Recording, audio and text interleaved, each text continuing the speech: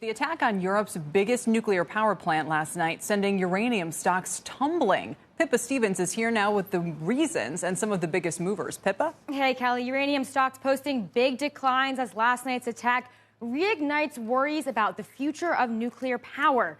Jonathan Hinsey from nuclear research firm UXC saying the crisis could make investors scared of uranium-related stocks for a while, amid fears that nuclear power is still too big of a risk. Two ETFs that track the space, the Global X-Uranium Fund and the North Shore Global Uranium Mining Fund, both down sharply at this hour. The companies losing the most include Cameco Corporation, NextGen Energy, Paladin Energy, and Denison Mines. Giant Kazatomprom holding up a little bit better here, down 1.5%. But Adam Radman from Segra Capital Management, which invests in the space, telling me that this was not a nuclear incident. And what we're seeing is simply a knee-jerk reaction. Another uranium investor saying that while last night's attack will grab a lot of headlines, it's not actually going to change decisions around building out nuclear. Prior to today, these stocks had actually been moving higher, and both ETFs are up about 11% in the last month.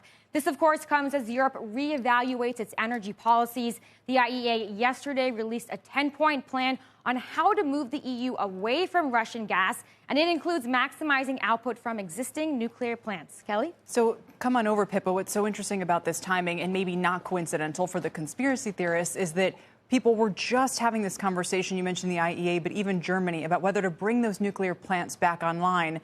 Now a situation like this comes about, and you wonder, well, is it just unique to this, unfortunate war in Ukraine? And is there still a strong case for other European countries to press ahead or not? Yeah, I mean, nuclear's always been very polarizing, and you mentioned Germany, and some of the regulators want to bring some of their reactors back online, but there's been a lot of pushback against that. But there's other countries like France, Poland, they're also exploring nuclear.